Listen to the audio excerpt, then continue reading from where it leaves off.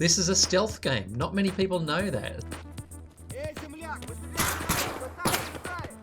Okay. Plan B. ToastRack. He's this old. He's nearing death. He's got 2 years left. What an insane quest I am on. Only like a 50-year-old Australian guy would do this shit. Well, that went well. ToastRack is fucking awesome. How exciting is that? Like this old Australian dude who's clapping cheeks in Tarkov. Oh, that'd be a great emote. I can't believe how chill he is. He's way too chill. Make it rain. Oh, make it rain, Toasty. Do it. Hey, she's a beauty.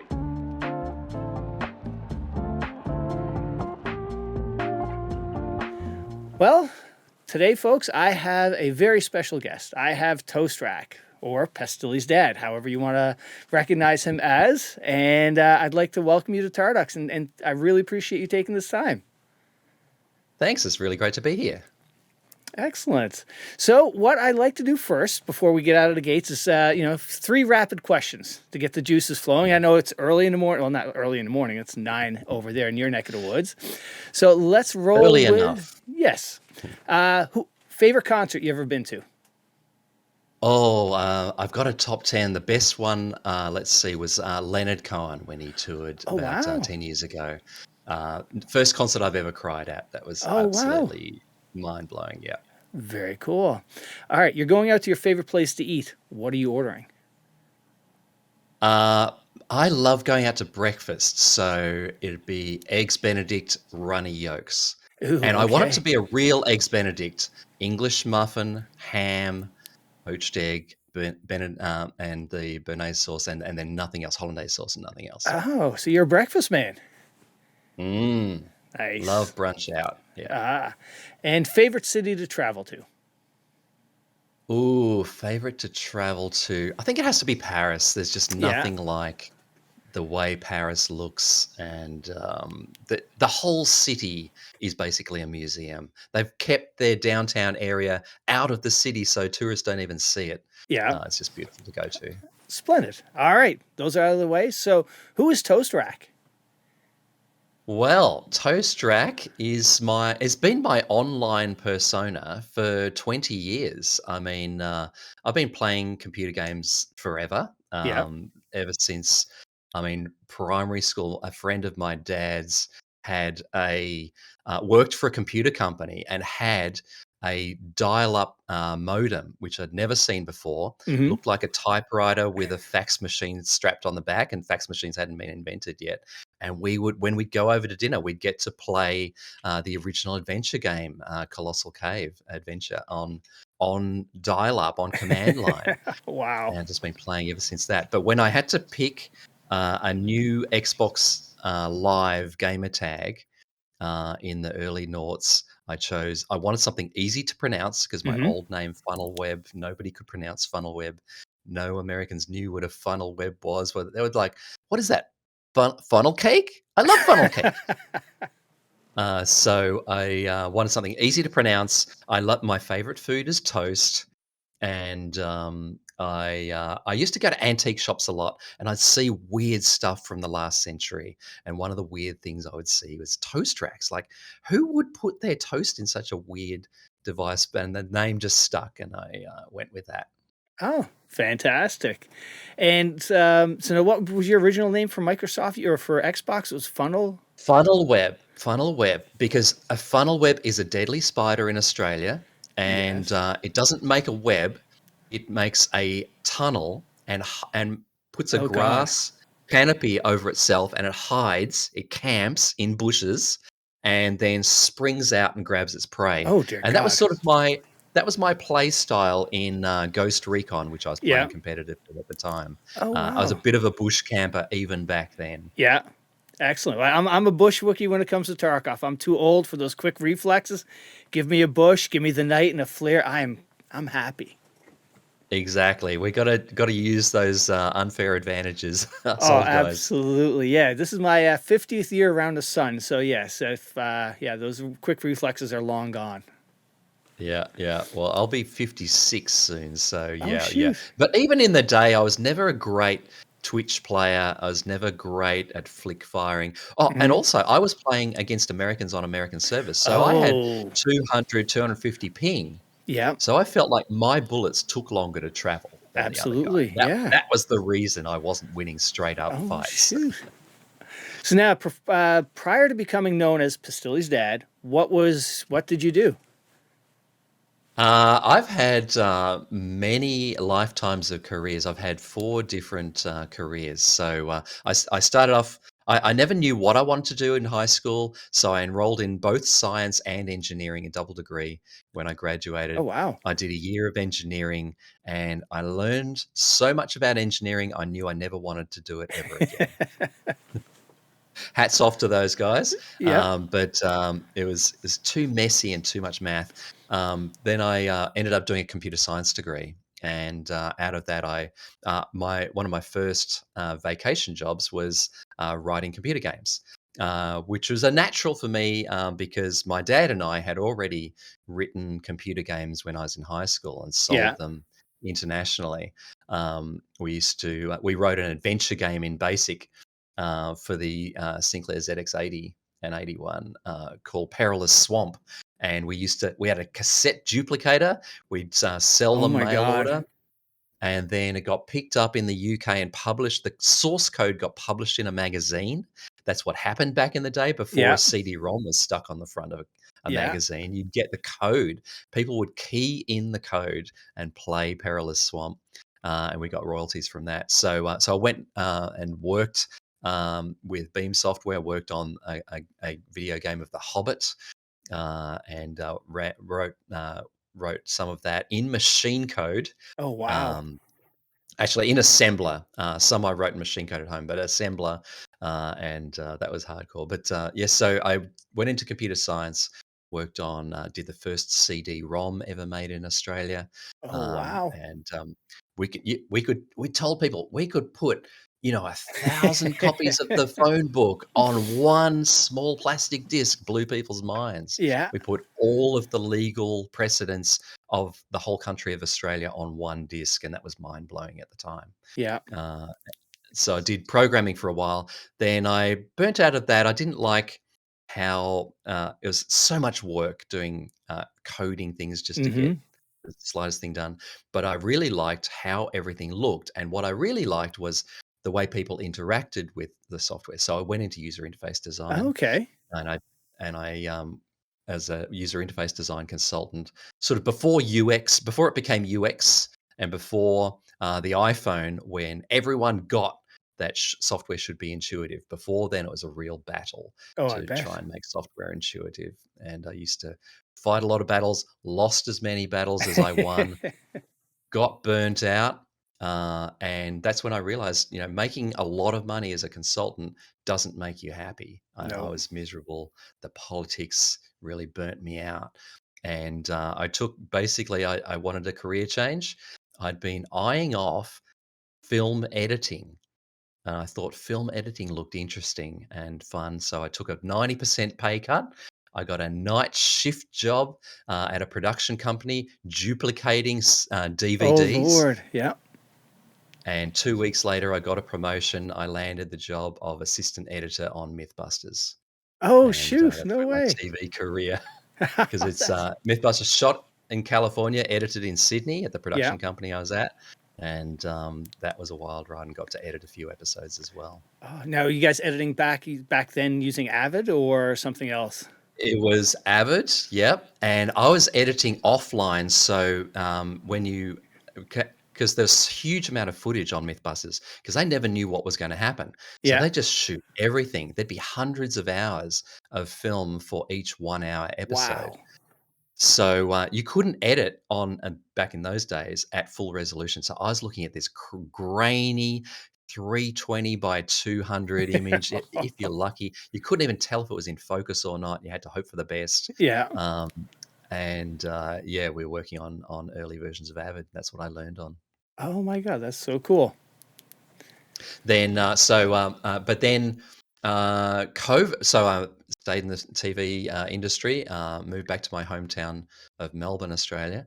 And then COVID hit and shut down all TV. Mm-hmm. And during COVID, I was like, okay, well, I'm going to, what am I going to do? I was playing Tarkov anyway. I Yeah. thought, I've always wondered what streaming is like. You know what? I'm just going to try it. And I did, and I fell in love with it. Oh, fantastic. So have you been playing video games like from those early days all the way through your life and, to like up till today then? Absolutely. I had a Game and Watch growing up. Yeah. Friends had Ataris and ColecoVision Yep. and all those things. We never had that, so I'd play at friends' places. But I had a Game and Watch of Popeye. I Yeah. was jealous of my sister because she had Donkey Kong, the dual screen Game and Watch. That was fantastic. Yeah. And then our first home computer was the Sinclair ZX81. Yeah. ZX80, and we programmed on that and also keyed in other people's games. Yeah. But I used to, on the school holidays, I would get the train an hour into town, and I'd play video games in the video game parlors. Oh, where yes. It was a big stand-up machine. Mm-hmm. You play Space Invaders. You put 20 cents in the slot, Yeah. the equivalent of a quarter, and you'd play, Asteroids, Galaga, Yeah. Snake, Centipede, Yeah. Mission, like what was the mine? Mission Control, all of those great Yeah. You had games. Asteroids, Games. Berserk, Missile Command, all of those. Yeah. Yes, Missile Command with the big bowling ball Yeah. as the controller. Yeah. They were great times. Yeah, Yeah, those are loved those. fantastic times. I remember the arcade, the sounds, the smell, everybody stacking their quarters. I've got next and whatnot. Yeah. It was just That's right. Yeah. over here in stateside. It's almost what they're doing is some of the bars now. They're called barcades, where basically all those retro games. All of us old guys go in. It's like, oh my god, this is fantastic, and yeah, it's a revival. It's so essentially. good. I went to my first one in Brooklyn like 10 years ago or something. Yeah. And oh, wait, I can play Missile Command and have a beer. This is too good. I'm just staying right here. Yep, absolutely. Oh, that's fantastic. So, Nan, you mentioned that you were playing competitively Ghost Recon on the Xbox. Yeah. I had Xbox from day one, and I loved Halo. I used to take my Xbox on business trips with me Yep. wherever I went, and I'd play in the hotel when I was a consultant. And I was also playing Doom on my work laptop. Yeah. And that got passed around. That was mine. That was life changing. But yeah, once the Xbox got Xbox Live, which is Yep. a little way into the Xbox existence, yeah, I was playing Ghost Recon. I started with Island Thunder, but went through the whole series. Mhm. And yeah, I joined a clan, and we would play against other clans. There were websites where you'd organize tournaments, and it was all just for fun. There's no Yep. prize money. It was not webcast or anything like that in those days. But it was for honor, and we're playing 6 versus 6 against, and it was great to be in the top 100 with the best players in the world. It was like I really bet. felt like I was never good at sport. I was terrible at sport. I was never good at anything, but I'm good at this. I'm in the world class at this. It was such an amazing, affirming feeling. Yeah. I'm actually good at something on the world stage, and it's a sport. It is, yes, absolutely. It's funny how far we've come. Like I'm along with you playing those stand-up games, playing on TRS-80s or the old Apples. I remember like putting your game on in a computer magazine. I remember typing out pages of code just to play those simple games, and then we went from I remember playing like Doom on a local area network with a bunch of friends or dial up, and then the progression's just where we are today. The kids are spoiled. Yeah. Oh, that's right. LAN parties were a thing. You could get friends over and play Halo PvP. Yeah. If you connected them all up, or all that sort of stuff. It was, but it took 2 hours of getting the network to work, Oh, and yes. then play the rest of the night. Yeah, Yeah. it's awesome. Oh, it is. So, what was I going to say? Oh, so what made you pick Tarkov? How did that come out of all of the other games you could have chosen? I love slow first-person shooters. Yeah. Because when I bought Ghost Recon, I also bought Rainbow Six. So there were the two titles that were hot and new at the time when I Yeah. bought my first Xbox, and I did also like Rainbow Six, but it was what I loved about Ghost Recon was big open maps, long matches, no respawn, and it's all about strategy Yeah. and knowing your angles and taking your time. And that I've always liked shooters that are not just flick who can come around a corner and shoot first, Right. but rather who can play the actual strategy of the map, know where the choke points are, know where no respawns, everything's on the line. So I've always loved shooters like that. So from Ghost Recon, I went through Xbox 360 with that, but then when Xbox One came out, I thought maybe I'll try PC. Basically, an Xbox One's a cheap PC. Right. Let's just try PC. I had heard about this new genre of game called Battle Royale, which was at the time I discovered it. It was a mod of Arma 3. It was a mod of Arma 2 earlier, but Player Unknown was a guy in the LAN, in the server, who ran the mod of Battle Royale in Arma 3. So I switched over to that on PC, and I loved that and played Battle Royale for a long time. But then he was taking trips to Taiwan, was it? And making PUBG, and so I was in on the alpha tester of PUBG, and I actually met Brendan at a PAX here in Melbourne as well, just as PUBG was coming out, and that was amazing. Got a selfie with Brendan Greens, and what amazing guy, very very lovely guy. Yeah.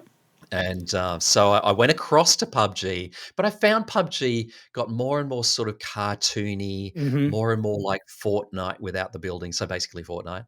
And it got a bit too twitchy for me. Everyone's doing this and jumping around at light speed. And I was getting, but by then I discovered Twitch, and I was watching streamers who played Arma 3 and went over to PUBG, and I was seeing what they were playing, and some of them started playing Escape from Tarkov. So I'd watch Shroud on Twitch playing Escape from Tarkov, and I thought, this looks good. It's like long missions, high stakes, no respawns, big maps. But when do they ever escape from Tarkov? It's like no one ever escapes, and I could never work out if they were shooting at a real person or an AI. And what are these PMCs? What are these scavs? There's a big learning curve to this game. It is, yeah. So I thought, I'm interested in this game. And I sat on the fence a long time, and I thought, okay. And then it went on sale in what was it, 2019, Black Friday. It went on sale. I thought, okay, I'm going to check this out. All right, I'll go on YouTube and see if there's any guides. And there was this guy called Pestily. Don't know if you've heard of him, but he does all these YouTube guides. Yeah. Right? So I discovered Pestily, his big new player guide, his guide to the maps. He explained everything. He's an Aussie. He made it all look fun. It was super complicated, but he explained it really well. I thought, this looks good. I'm going to buy this game. And so that's what got me onto Tarkov, and haven't looked back since. Fantastic. Now, do you play any other games, when you're not playing Tarkov? I tend to lock in on one game and just play that for multiple years until I'm done.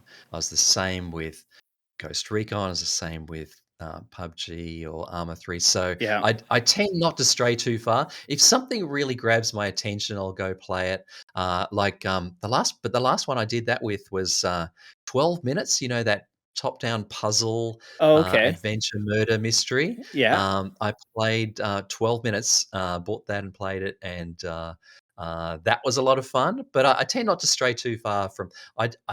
I feel, I don't know, I just like being in that world, and it's such a rich universe. It is. I'm not interested in the other universes. Although I do play Roblox with my nephews and nieces. Oh, cool. Now and then online as well. Yeah, it's funny. I have 3 kids, and our game always has been Minecraft. And just like my I guess we've been playing that for probably about 8 years or 9 years. And we've had birthday parties where the kids have all their friends over with multiple computers set up. And it's just one of those timeless games that they, everybody just plays and builds and does their own thing. So yeah, I hear you there on the Roblox. Very cool. Yeah, the amazing thing about Minecraft is the normally the graphics of a game will date it. So you go look at an old game and it's just you can't look at it anymore. Right, Even yeah. original Halo, you go, oh my god, look at the pixels. Yeah. Look at the terrible art. But Minecraft, that can never date. The pixels are already 1 meter by 1 Exactly. meter. That can't get old. Nope, not at all. Oh. So now, do your family and friends know that there's a streaming celebrity amongst them? It's my close family and friends do, but I feel awkward about coming out to the wider community. It's weird. I have this LinkedIn. I'm still a TV editor. Yeah. Available for hire. I on Facebook. I've got a ToastRack TV account. But Mm-hmm. on my private account, I haven't updated that because it's mostly work friends, Yeah. editing friends, and so I really feel like, am I ready to burn that bridge yet and just burn my TV career? I sort of want to keep it there in case I need to go back to it. Yeah. At the moment, if people call me for TV work, I say, "Oh, I'm really busy on a big project at the moment. I'll call you back, in a few months." I sort of want to keep that door open. Yeah. So it's really hard to come out as a gamer, and also you don't know what people are going to say. Oh yes. A Yeah. lot of people my generation think, I tell them you play computer games, and they go, "Yeah, no, but really, really, what do you do?" Yeah. And or some of my work friends I've told, and they go, you what, you really? And then they say, oh, how do I look at this? So they then go watch Twitch, Yeah. and they've never seen Twitch before. It's like, I don't know how my friends or work colleagues are going to react. So I'm yet to go fully over. And it's the same when I changed from from IT consulting to TV industry. Took me quite a while to tell everybody I'd changed career, so I'm still in transition. Yeah, you're absolutely right though about not that gaming has a stigma, but for people our age, it is. It's like, why are you it's such a childish thing, but it's amazing how streaming and Twitch has evolved, and it's just a different mindset for the younger generation.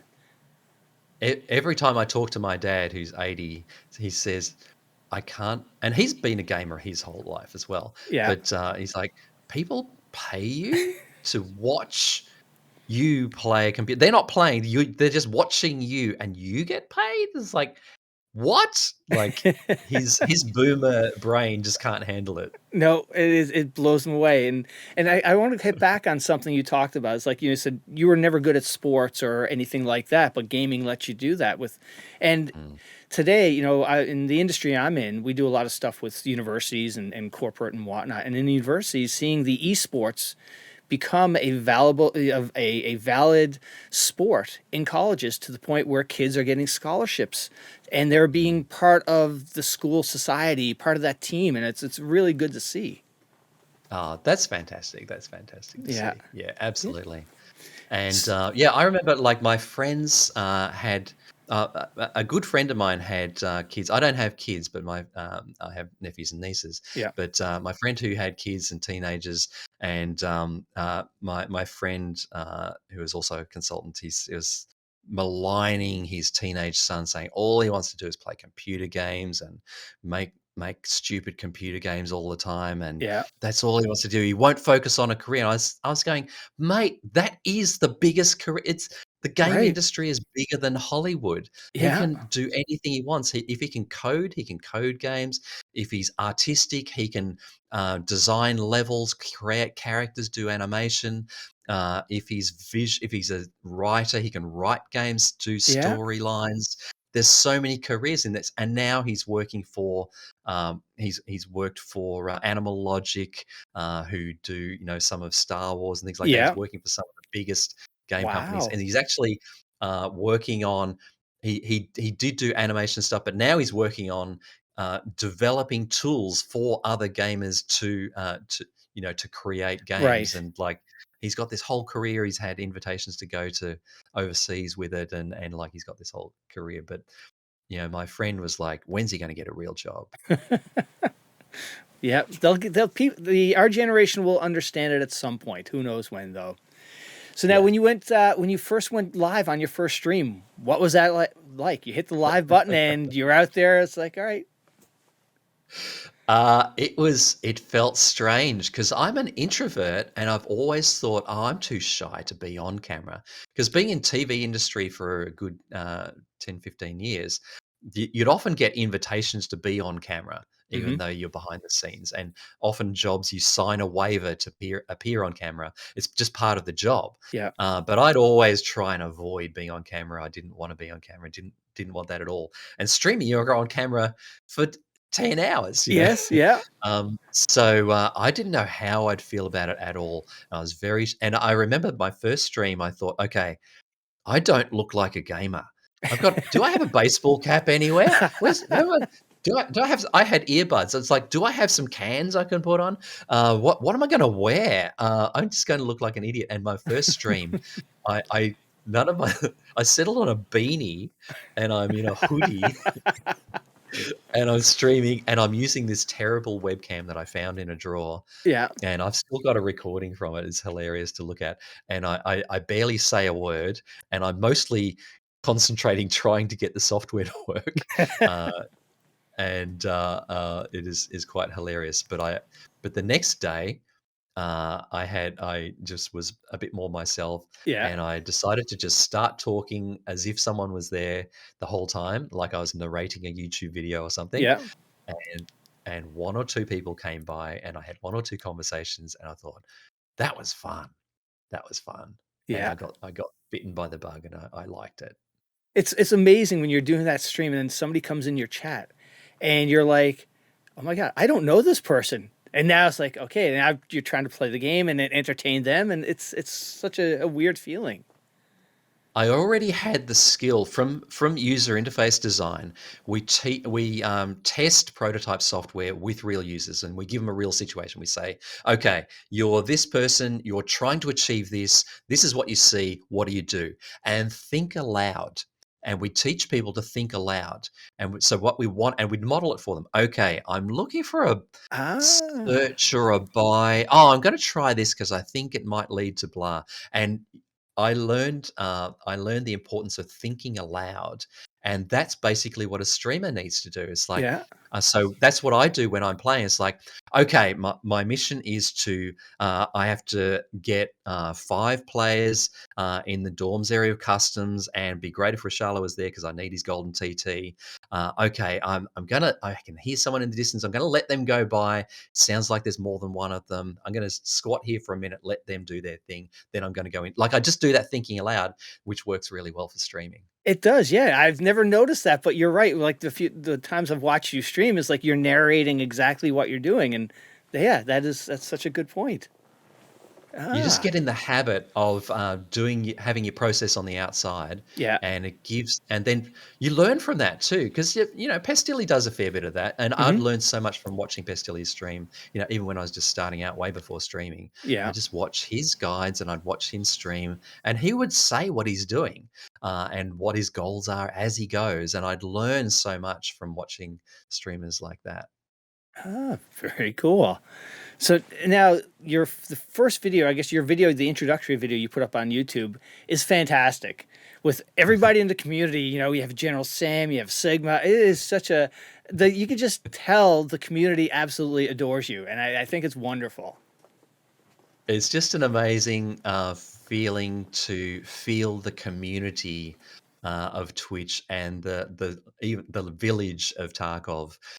It's just an amazing feeling, and because when I'm not streaming, half the time I'm hanging out on other people's streams. I used to hang out in Sigma's stream and Nixia's stream and Pestily's stream and some of the other Aussies, and I just love the community of it and chatting and the banter and the laughs and the fun, and it's such a great medium. I really love that you could chat and talk to the streamer and they'd respond, and You have conversations and meet other people in the stream, just other chatters. Yeah. Make friends that way. And then when I started streaming, I've been streaming 2 or 3 weeks, and I'd have a solid 3 or 4 viewers. Yeah. Then about 3 or 4 weeks in, I got a raid from at the time Ms Nixia, before she just shortened to Nixia, Yeah. with 40 viewers, and this was just the most mind-blowing thing to happen in the world. And Nixia's people came over, and she'd never heard of me. One of her mods had seen me or Yeah. something, and she just reacted the most hilarious way. Okay. That was wonderful. Then Sigma came along, and then more and more people discovered the Yeah. channel, and then I downloaded their vods of rating me, so that Yeah. they introduced me, and the way they introduced me was hilarious, and Yeah. such a wonderful, warm feeling, and so I feel really Yeah. part of the community, really really loved, and have a lot of love for the people in the community. Excellent. It's a great community. I absolutely love it. And we've been doing I've been doing this podcast thing for about 6 or 7 months. I have another one I do with a bunch of buddies, and it is such a nice community, and just being able to communicate with all these people that we play video games with. It's great. I got no complaints about it. It's actually the real purpose of streaming and the community. I think once I started streaming, I realized this is actually a bigger calling than just playing, being an entertainer Yeah. online and getting to play games online. It's actually there's a much deeper calling there to be a to be there for people, and to be a community and a second family for people. Yeah. And especially because I started streaming during COVID, that was a really important time for people were locked at home. They Mm-hmm. were afraid. Their work had stopped. Yeah. Their lives had fallen apart. Single people couldn't see anyone, couldn't be with anyone, and Twitch went through the roof. Of course, it Right. doubled in its viewership, because people needed company, and Twitch became another family, another friend circle to go visit. And I think it plays a really important role in a lot of people's lives, as that other family, that other friend circle. You're with like-minded people Yeah. who are into the thing that you're into, Mm-hmm. who get you, who laugh at your jokes, see you, interact with you, and that can be a really important lifeline in tough Yeah. times. Oh, absolutely. Yeah. Now, do you remember your first sub? Oh, I do. I do. It was well. I got my first. Of course, you get your first several subs on the same day. Yeah. But my first sub. His name was very hard to pronounce, and I've forgotten what it is. But he still subs, and he's still my longest held subscriber. Yeah. But it was amazing because when you get partner, because getting those 50 followers Mm-hmm. is a very high mountain to scale when you're starting out. Yeah, And absolutely. it was only when I got those raids from Nixia and Sigma, a couple of days later, I leapt from 15 followers to 50 followers, Yeah. and I could press the you've been invited to become a affiliate, and Yeah. you fill in the paperwork and do all that, and then you can get subs, and you can put up emotes. It's like, oh shit, I have to come up with some emotes now. Yeah. I need a logo, Yeah. that first day, when those first few loyal fans, they were like, I was here from day one before Nixia's raid, and all those people got to sub, and it was such an amazing feeling having that support from people. Let's go back. So what I was saying was, so you go to that next level of basically where you're going to need some mods, and how do you approach that? I always wondered, where did all these amazing mods come from in these big channels that I watch, and they're big personalities, and they're interesting people in themselves. But it really just comes from the early days, of your super fans, the ones who are there a lot. So even from the beginning, there are amazing people who hang out in the chat a lot and are Yeah. there a lot and seem to be an even hand when people fly off the handle or say internet things or Yes. whatever. They're the ones saying, you know what, Toast doesn't like it when we talk about that. Yeah.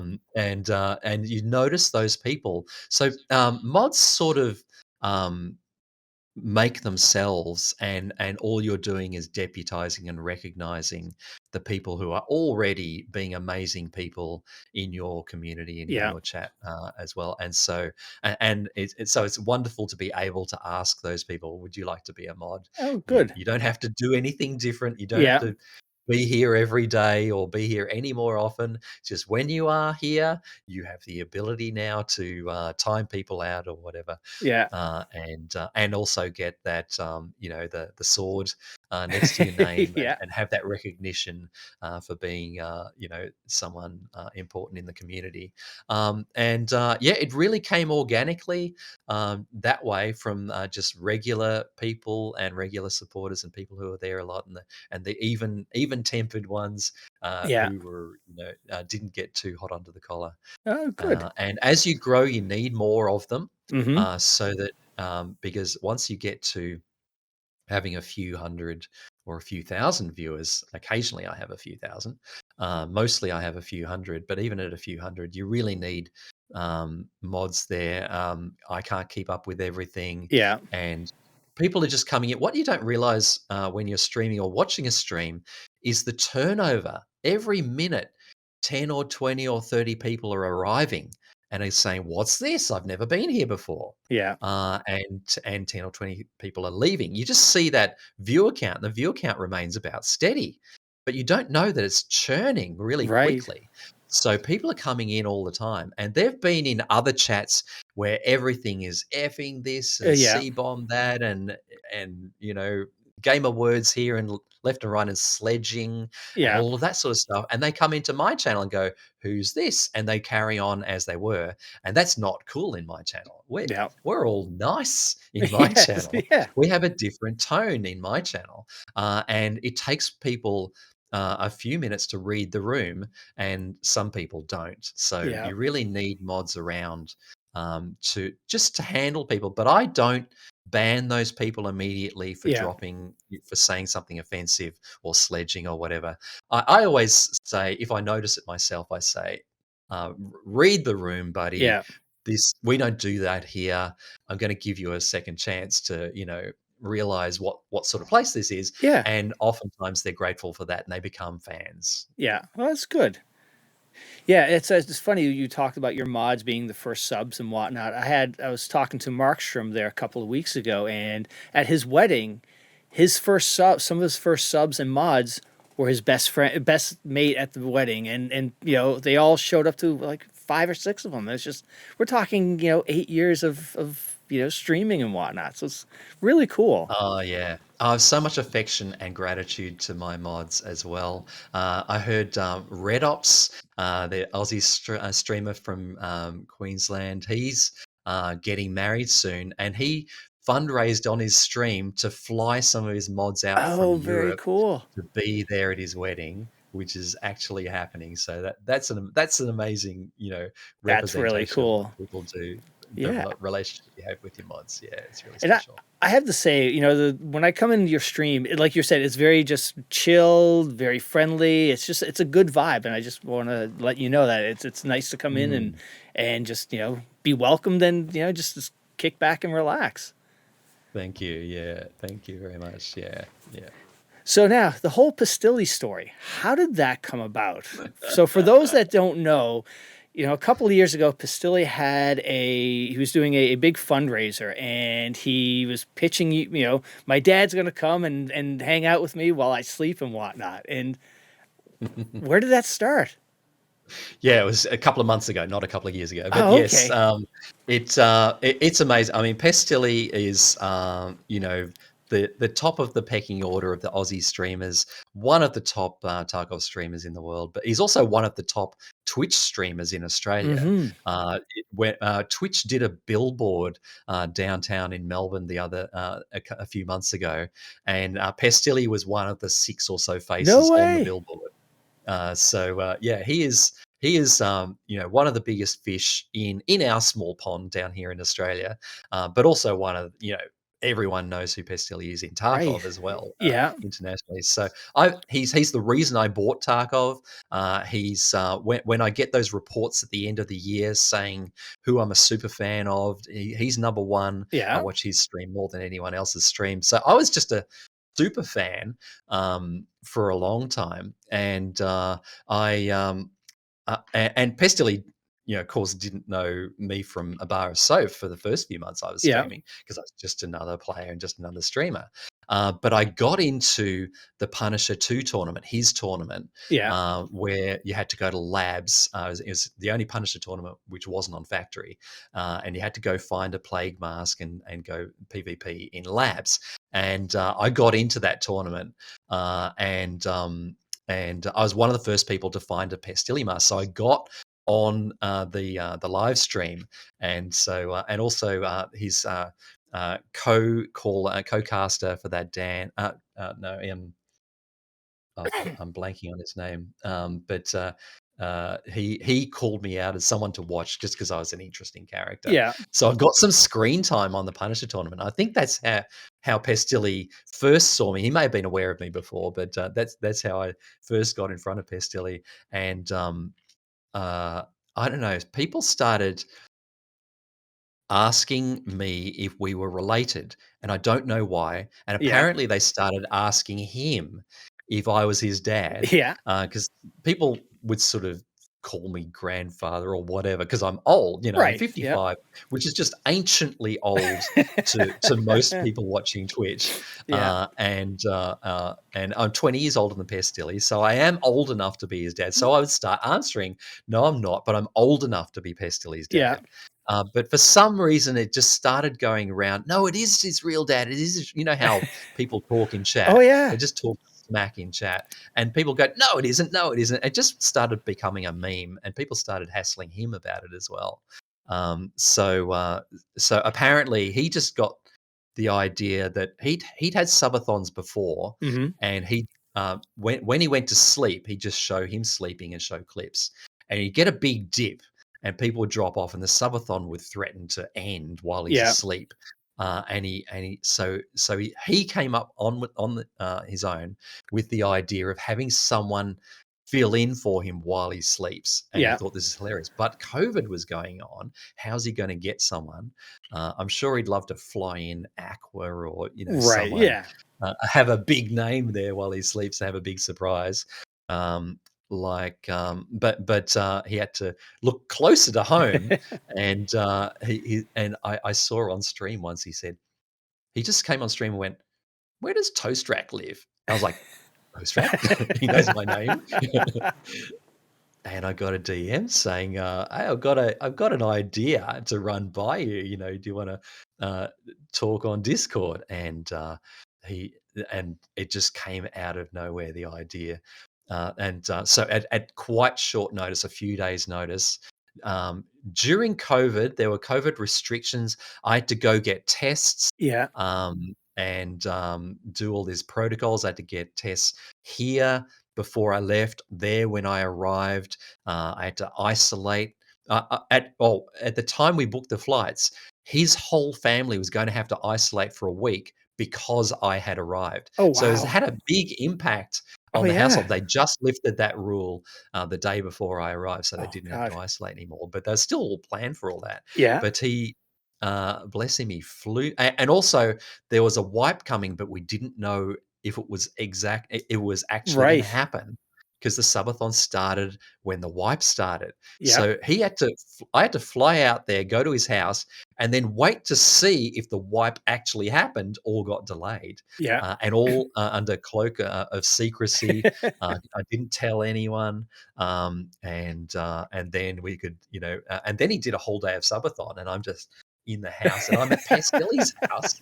I just met my idol, you Yeah.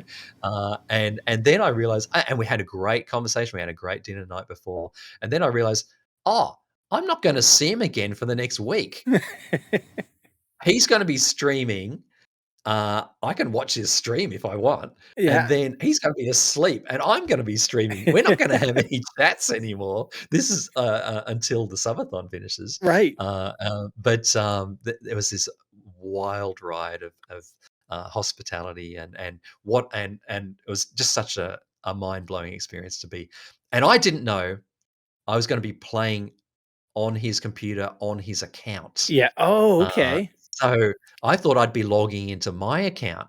I'm like, I don't want to break Pestyly's, win streak and stats and Yeah. lose all his stuff and wreck his, progress. And what am I going to do? But of course, he wanted me to do pranks or whatever. Like, I could mess it up however I wanted, and I eventually warmed into it and had fun with it. Oh, fantastic. And then I had, 5,000, 10,000 people watching. Like, I've never seen chat go so fast. It's mind blowing.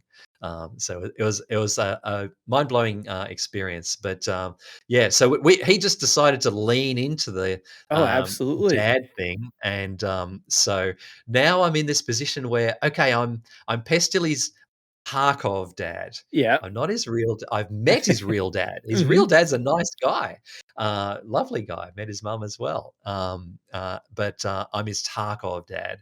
But how far do I push that? Right. I did the once when he was asleep, I moved my webcam and kissed him on the head so he could have my little crouton. And I thought, is he going to be pissed at that, or is he thought it was funny? That's great, but I'm just wary of not pushing it too hard and not leaning on it too hard, because I don't want to wear out the joke. It's not, it's a meme, it's a gag. It'll wear out at some point, and I don't want to outstay my welcome. So, but I really appreciate the huge bump he gave me for my channel. Yeah, and love that he thought it was funny that I was his Tarkov. Well, it's funny you say that. Is we had him on our Hideout podcast just after January, and that was a great interview. I really enjoyed it. Oh, thank you. And it was just until a couple of days before that I was like, I'm putting together the questions. I was like, ToastRack, I don't know if he's dead or not. I don't want to look like an idiot and say, hey, you're dead. It's like, then a day before I realized, okay, he is not his dad. All right, we're good. And But going back to the stream. What are the odds that his actual dad is also a Tarkov streamer? Like, it's so implausible. Right. It's like, maybe his dad got into it. But people buy it because we have the same accent. Yeah. And we have, I don't know, enough in common for it to be believable. That's all I can put it down to. Yeah. Now, was that your streaming highlight, looking back over the last couple of years of streaming? Was that your highlight right there, being, at Pestyly's house, having thousands of people now you're trying to, entertain in chat? Definitely. Absolutely. The pinnacle, unbelievable highlight, because it went for a week. It's not just one event. And then coming back home after that, and my viewership blew up and my subs blew up, and that's what pushed me up to the level where I could do it as a full-time job. I could now turn away editing work and not try and juggle two jobs. Good. So that was life-changing, absolutely life-changing highlight. But I don't know, every event is a massive highlight, and the way streaming works is the steps are not sequential, they're exponential. When you go from 4 viewers and I had that first raid and I had 40, that's a factor of 10 viewers. And then, when you get affiliate and you get subs, like I got raided, my first big raid was Dr Lupo. Oh, wow. With 5,000 viewers. Holy crap. And I was used to, 80 or 100. Yeah. And having 5,000 and it's Dr Lupo, so they're crazy people, they're hopped up on energy drinks, and they're all in my chat, and I'm like, how did this happen? Nothing prepares you for that. How do you, anything you've done in your broadcasting life, you've never had thousands of people now interacting with you. And then there was I had a Halloween stream, and I had on a Halloween costume, which was a very cheap kangaroo onesie, which I had painted with tire tracks, and I was a roadkill kangaroo, because most Australians who live in a city don't see kangaroos hopping down the street. We see kangaroos on the side of the road. We mostly see roadkill kangaroos. It's like deer. So I went to Halloween party as a roadkill kangaroo. So I was wearing this on stream on Halloween, and there was a big Tarkov event, and Pestily had a massive stream, and then he raided me. It wasn't the first time he raided me, but it was a massive stream. He raided me with 17,000 viewers. Wow. And that was unbelievable. That's easily the biggest raid or biggest number of viewers I've ever had. And that was unbelievable. And I'm there in a kangaroo onesie trying to explain why I've got X's taped over the eyes and a tire track to mostly Americans and Europeans who are just horrified that I killed a kangaroo. Oh my Lord. I never even thought about that. But there are so many high points. It's wild. Yes. Yeah. I never thought about kangaroo. People have a romantic idea of Australia as being warm all the time. We just laugh at the tourists at the store buying umbrellas and hoodies because they're so cold, because they didn't bring any cold weather gear to Australia, because they just expected it to be hot and sunny with kangaroos hopping around. No, your snakes and the stuff, the wild insects, that scares me. I see some videos of stuff. I was like, no, I don't think I could go there. No. That's a meme as well. It's every day in chat, people say, how do you live with that? It's like, let me ask you, how many times do you get attacked by bears and mountain lions and grizzlies? True story. How often do you get poison ivy? How often do you get a tick that paralyzes you for a week? Like, sure, these things can happen, but they don't happen to anybody I've ever known, but they happen on TV. So of course. So now, what has been some of the difficult things about streaming, being a full-time streamer? What are the difficult? I absolutely love streaming. I love playing computer games, and I love streaming. What's hard about it is you can't take a break during a stream. Like normally, I thought, I played games all day and all night, no problem. But then I realized, oh no, I had an hour's break to cook dinner. I had half an hour off to watch a show in between matches and catch up on my email. I could go to the store and get a drink, But when you're streaming, I didn't realize that you can't take a break. And the viewership often takes hours to slowly climb 100 people, 100 viewers per hour until you get, at the moment, it takes me a couple of hours to get to sort of 600 people, 600 viewers. And then it stays around that for the rest of the stream for as long as I stream. But if I take a break for an hour and then come back, like if the game goes, sometimes I've done that, the game's gone down. I said, I'm going to go have dinner, see you when the game comes back. And I go back on when the game's up again. Takes hours to get those viewers back up again. So that's the hardest thing about streaming is no breaks. Right. And I sort of wasn't prepared for that. And I'd be happy streaming a lot longer than I do if I could take breaks. But it's hard to do continuously. With now we're lucky with Tarkov.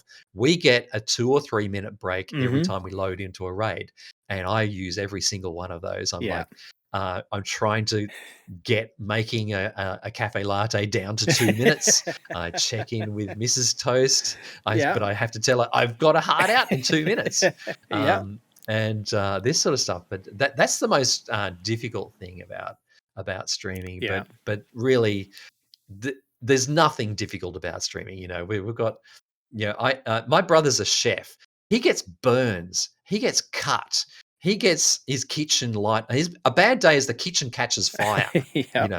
A bad day is all his meat goes off. Or the customers complain, and the place has to close down due to COVID. Me, a bad day is I don't have enough time to make a cafe latte. It's perspective. It's a pretty good life. Yes. Oh, well, one of the things that Pestily, going back to Pestily, when we talked to him, he brought up a really good point about Tarkov being a great game for streamers, because it's almost like you got the buildup of getting ready, prepping to go into your raid. You launch, you got a minute before you get into the raid, and then when you're in the raid, you can sort of still interact with chat, but still kind of be focused. And then when you come out, another period where you can interact with chat again.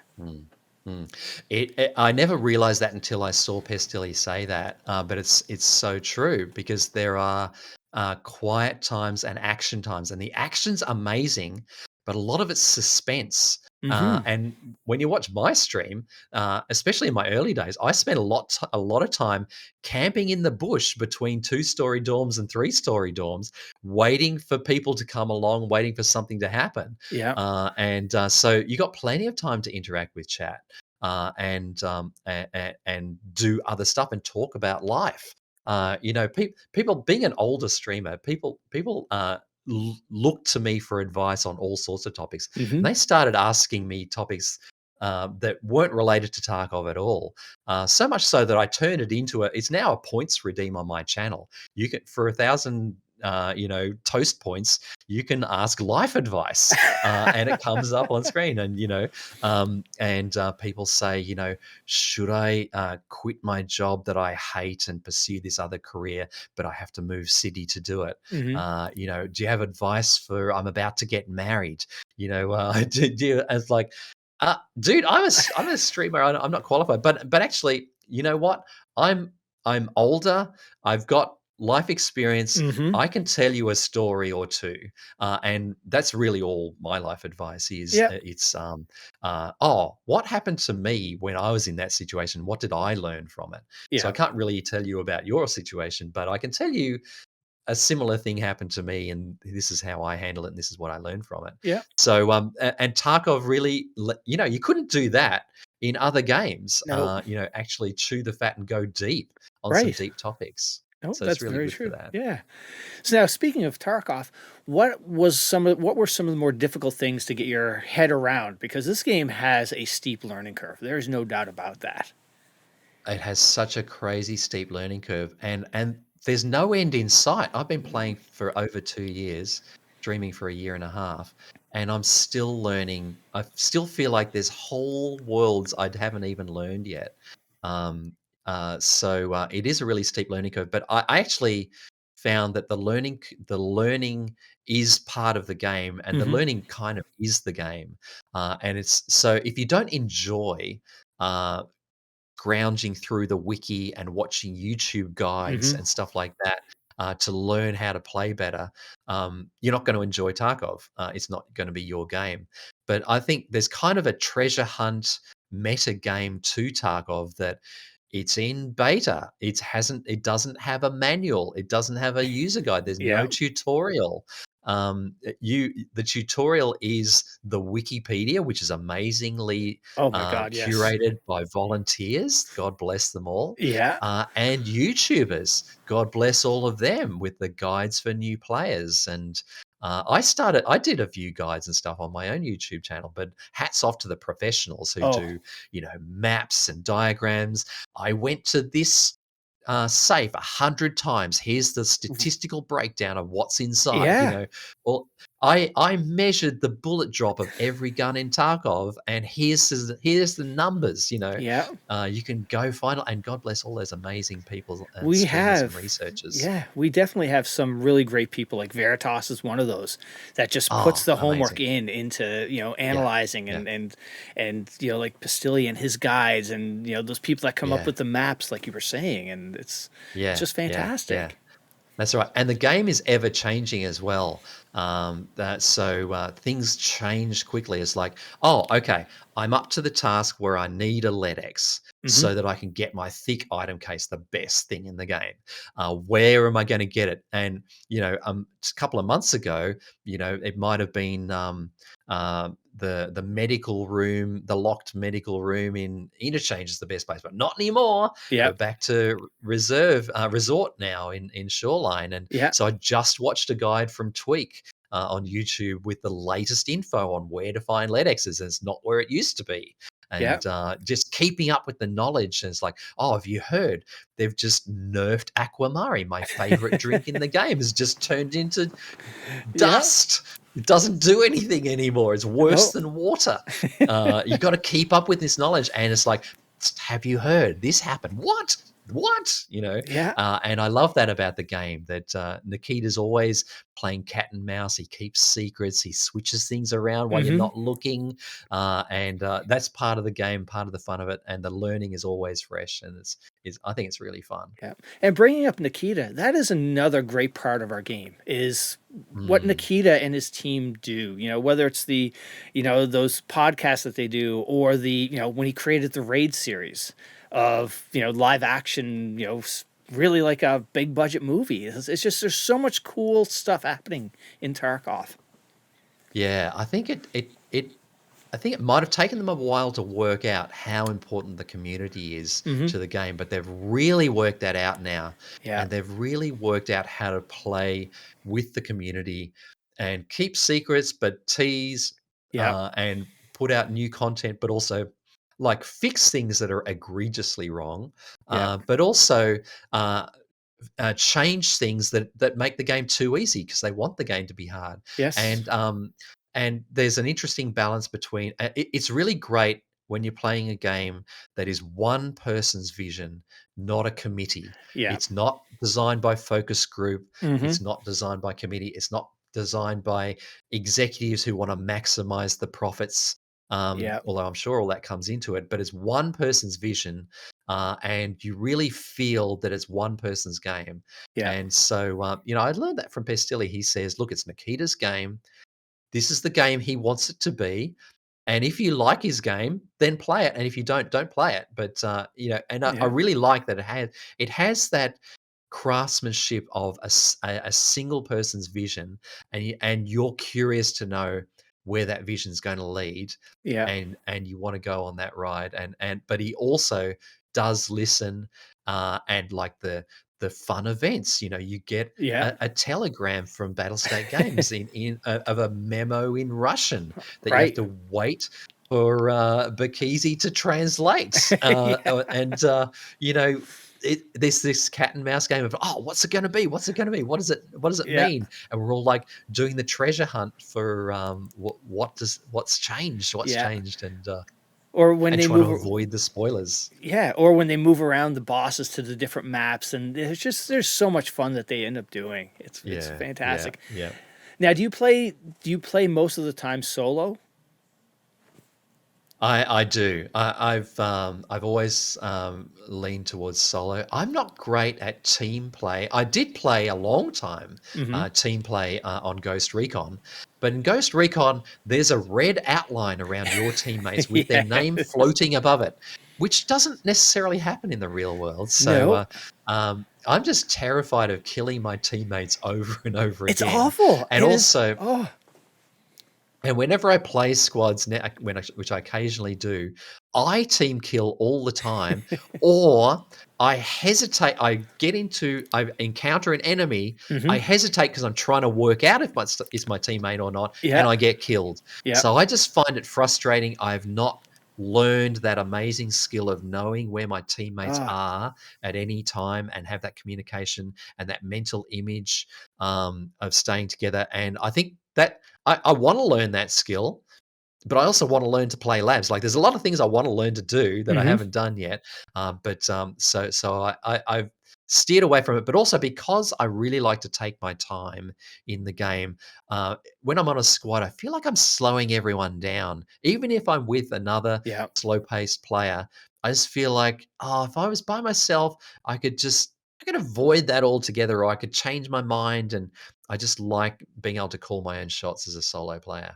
Yeah, that's the unique thing about this game. You're totally right about, when I enjoy my solo games and I play at my pace, but I find when I'm playing with my buddies, I'm playing a different style and it's out of my norm. And then the other thing this game does, it just really demonstrates how poor we are at communicating. I see somebody over there, being shot at from where? By that tree. And it really tests friendships, It's like not knowing, no outline. This game is special. That's right. and you have to work out all your call outs because Mhm. the game doesn't tell you what things are called, so you got to No. work out a whole system of call outs and directions. I can't believe how squad-based players use left and right. Left and right is not a coordinate system. No. North, south, east, and west is a coordinate system. Yeah. But nobody does call outs. He's north of you. He's west Yeah. of you, which is No. what they should be doing. He's on the left. Who's left? What left? You know, Right. this Yeah. is bullshit. Oh. But yeah, that's a whole skill I don't have. But hats off to people who can pull it off. Yeah, absolutely. Now with 1212 and VoIP, have you been recognized at all when you're playing? I have on occasion. VoIP is so much fun, Mhm. and it's such an amazing addition to the game. It makes it really hilarious. I do get recognized sort of half the time, and that's really funny. But half the time I'm not. It's really funny how often, like just yesterday, I had a whole spate of people begging me not to kill them on VoIP, and I was doing a quest to kill PMCs. Now, normally I'd be, sure, let's team up. Yeah. You know, I'm just here to do a quest. I'm just here to open a door and look at some generators. You know, by any means. Any day other than yesterday when I'm on a quest to, kill 5 PMCs in the dorms area. Plus, I had a broken arm, so I was nursing a tremor. I was trying to get my second PMC tremor headshot, as well as look for scav boss. Like I'm stacking all these quests. Like, I'm so sorry. The reason I'm here, I know you're doing a quest. I'm doing a quest to kill a PMC in the head. And like there were all these people saying, "No, I'm just questing you. Why do you have to be like this?" I was like, "Now I'm the bad guy. Right. I feel terrible now. This never used to happen." But Yeah, in general, it's a great addition to the game. I think It is. And it's like for people like that friendly guy, it has just opened up his whole, pacifist nature. And it's some of the videos that he comes out with, it's just fantastic. Look, I love his stream and I love his work, and it's absolutely hilarious. Yeah. And yeah, although sometimes he does just restrict. He has a hardcore account where he restricts himself to the push button voice lines, which is also amazing. Yeah. But I remember before Friendly Guy even started streaming, he came into my Discord and said, "Oh, this pacifist challenge you're doing," because I did a pacifist challenge. I did level 1 to 20 no kills. Oh, wow. And then later I did it again, and I did level 1 to 28 no kills solo on my scav or anything. And he came in my Discord and said, "Oh, tell me how this pacifist thing works. I'm really thinking of making a thing of this, maybe a tournament wow. or something like that. What do you think of having a pacifist tournament or challenge or blah blah? Like, what do you do in this situation? What do you do in this situation?" And I've just been a supporter of Friendly Guy Oh, since no day way. one, and have loved everything he's done. And he's so entertaining. Yes. He's kind of running a game show as well as a Tarkov Yes, stream yeah. at the same time. Yeah. And has all these characters, has amazing animation budget. Like it's crazy the It stuff is, he's yeah. done, and yeah, hats off to him. Oh, fantastic. So speaking of content creators, who else do you like to who else do you enjoy watching? We've talked about Sigma. Ah, yeah, I love how many women are streaming Tarkov. Yeah. And it's great to see so many. And now there's more and more all the time. Absolutely. They even have women just streaming together. Yeah. And tournaments together. And Nixie is organizing a team of women playing. I love Sigma and Nixia. There's so many. Gingy, Miss Magpie. Yeah. There's Queenie. There's so many to watch. There's also LGBTQI. Yeah. Different people streaming. I follow a couple of trans streamers. And differently abled. I love Milky Charms. You watch him stream Tarkov with just a mouth controller. And Oh, no way. He's better than me. He's better at PvP than me. And he's amazing to watch. He is one to definitely check out. I've never heard of that. Oh, that's cool. Milky Charms is absolutely fantastic. And he plays other games as well, but Yeah. Tarkov's his main game, and he's so good. Very cool. I love the breadth of streamers, Yeah. but I also love watching the big names. I love watching Pestily, of course. I love the other Aussie streamers, Oosk and Red Ops, and I got to cast for the first time just Oh, the no other way. day. I cast the Evasion Duos OCE Oh. final. That was on Saturday night. I got to do that with Usk. Oh, cool. And we were both first-time casters, and we had a red-hot go, and we had a lot of fun casting that. I want to do more of that too. Oh, sweet. And let's see, there's Tube, there's Sean from Sydney, there's Aquilium, there's I don't know, there's so many streamers in Australia, and and then overseas as well. But I love watching the big names as well. Yeah. I love watching Landmark. I love his skills. I love the fun he has, especially during events. Yeah. You know, watching Landmark. He's a machine. Doing Oh. all 5 bosses on the same map when they were there for that pre-wipe event once. Yeah. Watching him just go through all 5 bosses, like doing that sort of stuff, and Yeah. watching Lupo, you know, he did the snowball challenge. Watching him do that. Love Deadly Slob, who invented the hardcore challenge, which I'm doing at the moment, and he's a veteran streamer of all those things. So, Yeah. Yeah, there's lots of amazing ones. Oh, to watch. cool. So now when you stop streaming, what do you do after the stream? What do you and Mrs. Toast like to do? I find I've run out of words at the end of a stream. I just use up all of my extrovert energy is gone. All of my social capacity is spent. And I try and have a conversation with Mrs. Toast, like, how's your day? And like, she's telling me about her day. And I'm like, You're tuning out. And she's like, are you even hearing what I'm saying? Like, I have nothing left after a long stream. Yeah. So I chill out. I'm usually starving. So I cook, or Mrs. Toast cooks, or we go out or have food together. Yeah. And chill out. And but often I'll hang out, like whoever I rate, like the end of a stream. A stream is a party that you're the host of, and then when you at the end of stream, you get to raid somebody else and start a new party in someone else's channel, and that's a whole fun thing as well. So I like to hang out there for a while and hang out with the party. I love to raid smaller streamers, blow their minds, make their day, just like Nixia did for me with that first raid of 40 people. Yeah. And so I like to play with that party for a while, and then just absolutely crash, eat, and sleep, and chill out. I'm too buzzed to sleep. Yeah. So I'll like watch a movie, watch a series. Or Any series you're watching right now? I've sort of run out, but let's see. I mean, I'm dying for Westworld to come back, because that's my favorite show. And I just rewatched all of Westworld in preparation for the season 4. Yeah. I'm catching up on a few things. I can't remember what I'm watching though. I'm even watching what's Sex in the City called? And then that happened. Oh, okay. Whatever that game. And I just watched all of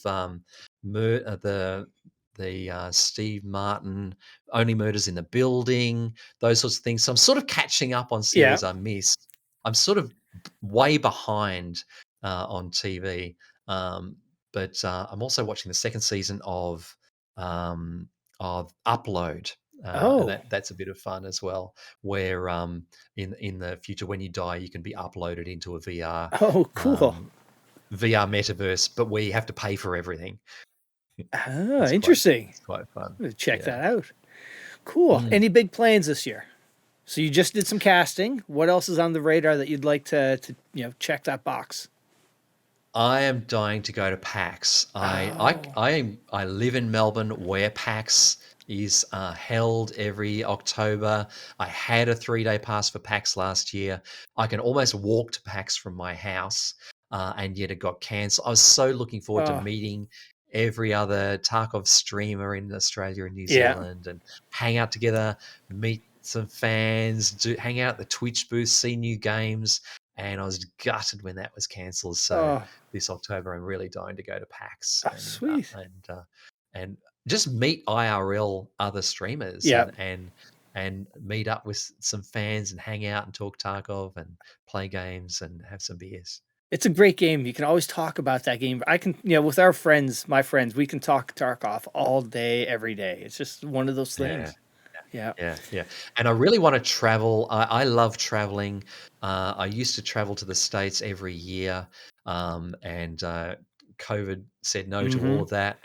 I lost a whole trip to Europe, Rome, France. I was going to go to the Monaco Grand Prix. I'm a Formula One fan. All of that got cancelled. So I'm itching to travel again. And now I want to do a residency. I want to go to the US or Europe and stream and be able to play with some of my favorite streamers over there. You know, play with Aqua or Omid or Xfield Camper or some of the streamers over there. That'd be so much fun. Yeah. So you're an F1 fan. Big F1 fan, love Daniel Ricciardo, the Australian driver. Been a fan of Hamilton since he started. He's getting temperamental in his old age, but aren't we all? Oh, definitely. But I can walk to the Formula One Grand Prix in Melbourne every year. Yeah, got tickets to go watch free practice over there. And but I grew up watching car racing with my dad. My dad would take me to the Australian touring car races in the 70s and 80s. So I grew up watching car racing and got into Formula One that way. Yeah. So my jump into Formula One was back in the Villeneuve days in Schumacher. Yes. Those were the best. In my heart, those were the best years. Between Schumacher and Mika, and those battles with Coulthard and Barrichello. It was just such a good era of racing. I got so spoiled because the first Grand Prix I ever went to was a junket from my consulting days. So my girlfriend's company was looking at spending a big amount of money on some software, and she got offered a junket of a trip from Sydney to Melbourne to go to the Grand Prix. So I got corporate box tickets to the Melbourne Grand Prix as a guest of McLaren. So I watched the race from above the pit lane at McLaren. I met Coulthard, I met Mika Hakkinen, and in fact, right before the race, I went for a quick pee and stood next to David Coulthard at the. Did his chin almost hit you? I was too polite to look or say anything. I was just like this. I was like, couldn't believe he's wearing his race suit and his booties. Like he's not even wearing shoes. It's so undignified. It's like you think they have a special bathroom for those drivers, Oh my god! And that was during refueling days. I watched the refueling from above. Yeah. And I also learned something about corporate culture. Nobody else in that corporate box gave a crap about Formula One racing. It was such a shame. It was so wasted. And I was glued to it. I got a pit straight walk, all of that. I was just absolutely spoiled. It was amazing. Yeah.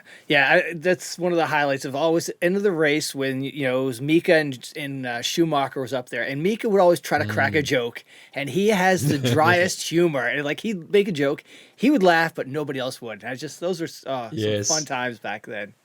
Absolutely, yes, that's right. They weren't the media polished people that they are now. They're not that polished now, but they were a lot more themselves and rough around the edges in those days. Yeah.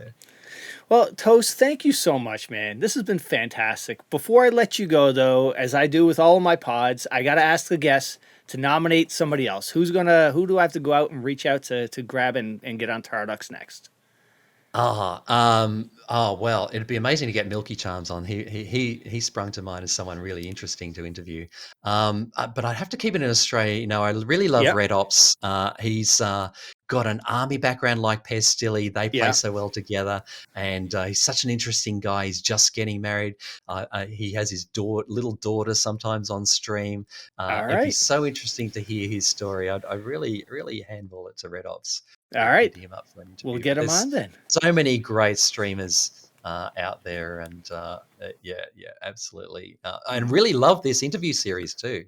It's been really fun to watch. Excellent. Well, I appreciate that. And again, thank you. And everybody should go check him out, give him a like and subscribe, and everything that goes along with that. Absolutely. I'm on Twitch every day, but I'm also on YouTube. I'm surprised they let me on TikTok. I didn't know they let old people on TikTok. But my third ever TikTok video just got 2 million views, Holy which is cow. unbelievable. My fourth, fifth, and sixth, not so good, but that Yep. one went Oh my viral, God. which is wild. I think it's just, oh my God, I can't believe this old man is trying to play a computer game. But I'm on Instagram and Twitter as well. Yeah, TikTok, I can't figure out. I go, I put a couple of things on there. And it's like, what is this? Why are people watching this? And I just, maybe just we're too old for it. I don't know. I think that's definitely Yeah. the case, but it's very amusing. All right, Toast. Take care, my friend. Thank you, Newf. It's been great. Hey, she's a beauty.